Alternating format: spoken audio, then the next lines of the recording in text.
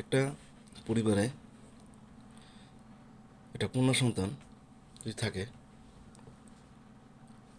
তো সেই পরিবারের কি যন্ত্রণা, বিশেষ করে মেয়েটা যখন বিয়ে দিতে যায়, ঠিক সেই সময়।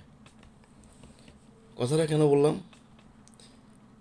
কিছু বাস্তব কিছু দেখার পর আজকে আমি এই কথাটা আপনাদের সঙ্গে শেয়ার করতেছি। সেটা হলো যে, পরিবারে একটা মেয়ে যখন থাকে, মেয়েটার মেয়েটাকে আদর যত্ন করে তাকে বড় করে তোলা। এরপরে একটা দায়িত্ব আসে মেয়েটার বিয়ে দেওয়া। এই বিয়ে দিতে গিয়ে যে যন্ত্রণা, যে হয়রানি শিকার হইতে হয়, এটা যার ঘরে একটা মেয়ে আছে শুধু তারাই বুঝবে। এটা আমার মুখের কথা না, এটা আপনারা বাস্তবে একটু ভালো করে দেখবেন। সেটা হলো যে, যদি মেয়েটা কোনোভাবে গায়ের রং যদি কালো হয় তা তো আরও মহাবিপদ। আর যদি গায়ের রং একটু ফর্সা হয় তাহলেও চলে। কিন্তু কথা হলো যে, সেটা কথা না। কথা হচ্ছে যে, এই মেয়েটাকে বিয়ে দেওয়ার সময় দেখা যায় যে ছেলেপক্ষ লোক আসে, তারা দেখে, হ্যাঁ, ছেলের বাপ কি ছেলের মা, এরপরে ছেলে আত্মীয় স্বজন, হ্যাঁ, দেখে একবার দুইবার তিনবার, এরপরে লাস্টে আবার ছেলে দেখবে। দেখার পর যদি পছন্দ হয়, হ্যাঁ, পছন্দ না হলে তো কোনো কথাই নেই, হ্যাঁ।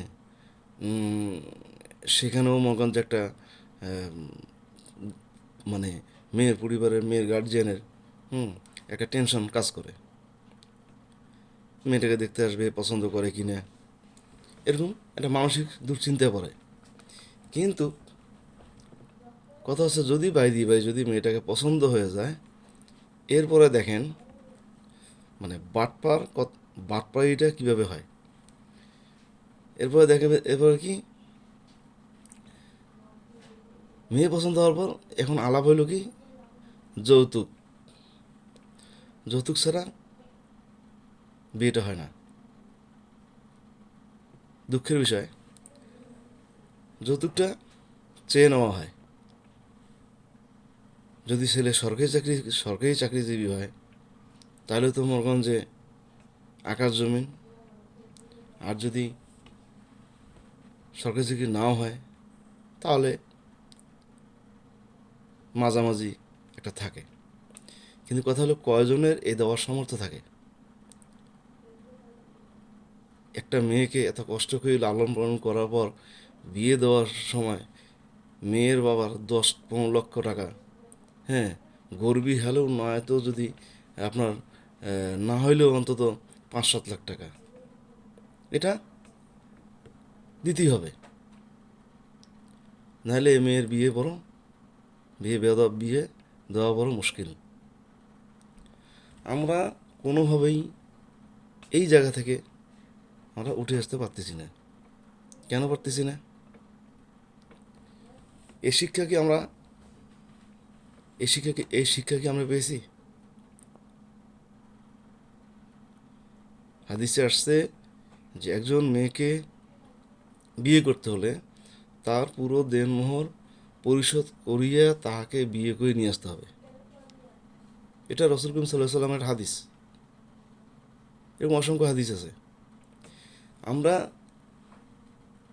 দেখেন, আমরা মুসলিম, আমাদের মহান যে শুধু, আর যারা জানে, যারা ইসলাম সম্পর্কে যাদের কিছু জ্ঞান আছে, হাদিস কোরআন সম্পর্কে যাদের জ্ঞান আছে, হ্যাঁ, তারাও এর মধ্যে সামিল হয়ে গেছে। যাদের নাই তাদের কথা না বাদ দিলাম, কিন্তু যাদের আছে তারাও মানে এই জিনিসটাকে কোনোভাবে রাইতে পারতেছে না। তাহলে একটা মেয়ের জন্ম দেওয়া কি অপরাধ? একজন পিতামাতা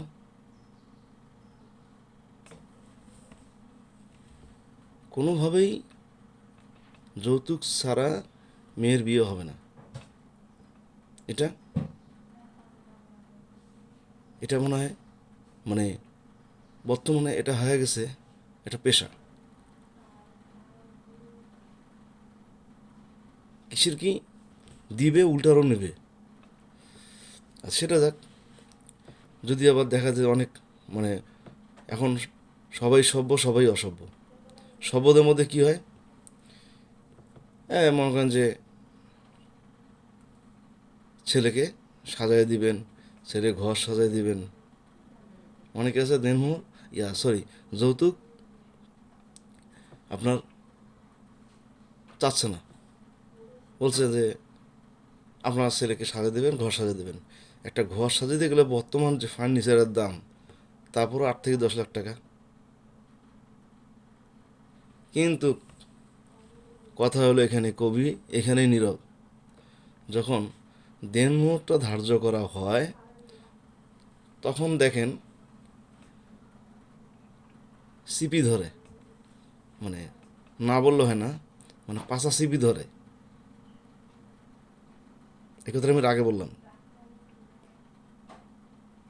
এই কথাটা আমি আগে বললাম। আপনি এত লক্ষ টাকা যৌতুক নেবেন, তো দেনমোহর দিতে আপনার সমস্যা কোথায়? তাও আবার যদি বা মোটামুটি যাই হোক, মেয়ের বাপ তো এখন মেয়ে এলাও তো বিপদে, মেয়েকে তো বিয়ে দিতে হবে। যাই হোক, তারা মানি নেয়। আচ্ছা, এরপরে কি হয়, যারা মোটামুটি পয়সাওয়ালা মানুষ, তারা দেখা গেলো যে হাতের কানের বাবদ 2-1 লাখ টাকা দেয়। আর যারা মধ্যবিত্ত, এরা সর্বোচ্চ একটা নাকফুল ছাড়া এদের কপালে এই মেয়েটার ভাগ্যে আর কোনো কিছু জোটে না। এটা লিখে নেন, অনেক পরিবারে আছে। সর্বোচ্চ একটা নাকফুল দিয়ে মেয়েটাকে দিয়ে নেওয়ার বাবদ নিয়ে যায়। এটা একটা অবাক করা বিষয়। যাই হোক, কেন আমি বললাম, আমি এই হয়রানির শিকার আমি নিজেই হয়েছি। এই হয়রানির শিকার আমি নিজে হয়েছি, এই জন্যই মূলত কথাটা বলা। তাই বলছি যে আমাদের এই সমস্ত অপসংস্কৃতি থেকে আমাদের বের হয়ে আসতে হবে। এই সামান্য কিছু টাকা নিয়ে কি কেউ কিছু করতে পারছে? শ্বশুরবাড়ির দেন যৌতুকের টাকা দিয়ে আজ পর্যন্ত কেউ দেখাইতে পারবে যে কেউ ব্যবসা করছে, কেউ কোনো বাণিজ্য করছে, কেউ কোটিপতি হয়েছে? কিছুই না। তো যাই হোক, কথা অনেক বলার ছিল, বলতে পারলাম না। যদি আমার ভিডিওটা ভালো লাগে অবশ্যই লাইক, কমেন্ট, শেয়ার করবেন। শেয়ার করতে ভুলবেন না। ধন্যবাদ।